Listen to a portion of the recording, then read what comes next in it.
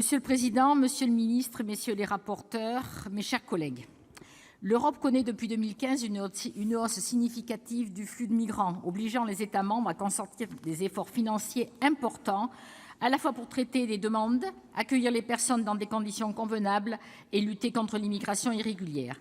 La mission Immigration, Asile et Intégration, dont nous examinons les crédits aujourd'hui, correspond en réalité à un peu plus de 20% de l'ensemble des crédits alloués à la politique française de l'immigration et de l'intégration. Elle se décompose en deux programmes. Le programme Immigration et Asile, qui porte les crédits de garantie du droit d'asile et d'accueil des demandeurs d'asile ainsi que ceux liés à l'immigration irrégulière. Le programme Intégration et accès à la nationalité française, qui porte les crédits d'intégration des étrangers primo-arrivants et des réfugiés. On constate, à périmètre constant, une hausse de 9,8% en crédits de paiement et à 6,3% en autorisations d'engagement. Depuis 2017, il s'agit d'un quasi-doublement des crédits de cette mission. Tout d'abord, le projet de loi prévoit des investissements significatifs pour faire face à la hausse de près de 22% des demandes d'asile déposées en 2018. Les moyens de l'OFPRA sont ainsi considérablement renforcés, avec une hausse de 200 équivalents temps plein et une subvention augmentée de 30%. Quant à la Cour nationale du droit d'asile, la CNDA, il est prévu une hausse de 25% en autorisation d'engagement et de plus 59% équivalent temps plein. Ces efforts financiers permettront, je l'espère, de réduire le délai de traitement des demandes d'asile, qui est actuellement de plus de 6 mois.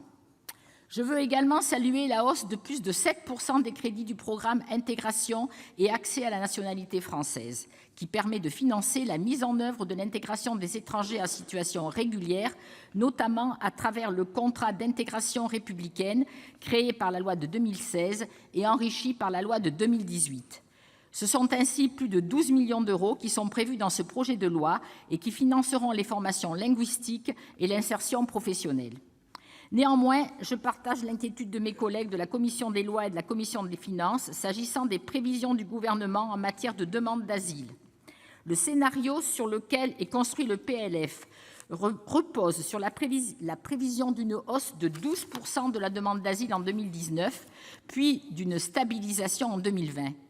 Or, le Gouvernement avait fait la même erreur pour le PLF 2019, puisqu'il avait prévu une stabilisation des demandes en 2019, alors qu'en réalité, elle est déjà à plus de 12% à l'heure où je vous parle. Ces prévisions conduisent le PLF à sous-financer un certain nombre de programmes. Ainsi, si la dotation budgétaire pour le financement de l'aide aux demandeurs d'asile, l'ADA, progresse de 33% par rapport à 2019, elle reste inférieure aux crédits votés dans la loi de finances rectificative de 2019 pour répondre déjà aux besoins de cette année.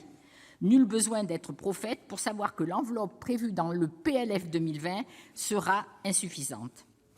Mais le sujet qui m'inquiète le plus reste l'hébergement des demandeurs d'asile. Actuellement, seul un demandeur d'asile sur deux est hébergé dans une structure appropriée. L'autre moitié est orientée vers l'hébergement d'urgence, destiné aux personnes en détresse, ou alors dans des hôtels qui ne répondent pas du tout à leurs besoins. Or, le PLF ne prévoit aucune création de nouvelles places pour l'année 2020, se reposant sur l'effort très important, il est vrai, qui avait été fait l'année dernière.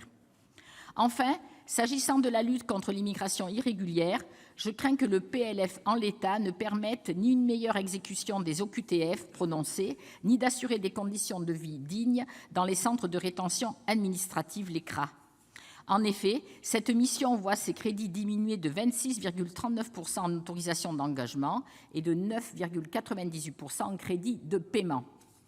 Le Gouvernement explique cette baisse par la hausse significative des crédits alloués à cette politique dans le PLF pour 2019, hausse qui avait pour objet de financer de nouvelles places de rétention aujourd'hui en cours de construction et dont les programmes sont en voie d'achèvement. Mais malgré cette hausse de 35% des places en centre de rétention administrative depuis 2017, les chiffres restent alarmants. Les taux d'occupation de ces centres sont en constante augmentation et atteignent en moyenne pour le premier semestre 2019 un niveau d'environ 87%. J'ai eu l'occasion de visiter le CRA de Vincennes il y a quelques mois et j'ai été bouleversée par les conditions de vie de ces femmes et de ces hommes. Les conditions de vie ne sont pas conformes à l'idée que je me fais de la dignité humaine. C'est la raison pour laquelle je considère qu'une poursuite de l'effort amorcé l'an dernier aurait été plus que nécessaire. Enfin, je suis également surprise que les crédits alloués aux frais d'éloignement des migrants en situation irrégulière à l'issue d'une rétention stagnent à hauteur de 30 millions d'euros, alors que l'exécution réelle des décisions d'OQTF a atteint un niveau historiquement très bas de 15%.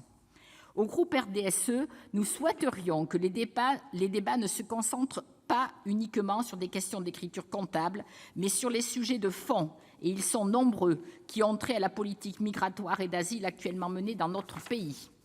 Le budget présenté par le gouvernement permettra-t-il de conduire la politique qu'il entend mener vis-à-vis des personnes étrangères présentes sur notre sol ? Sur le long terme, que dit l'évolution budgétaire du coût de cette politique ? Voilà 2 questions qui nous préoccupent très vivement. Mes chers collègues, le PLF que nous examinons prévoit en matière d'immigration, d'asile et d'intégration des efforts financiers timides et sûrement insuffisants. Cependant, ils ont le mérite d'être soulignés. C'est la raison pour laquelle mon groupe s'abstiendra majoritairement sur le vote des crédits de cette mission.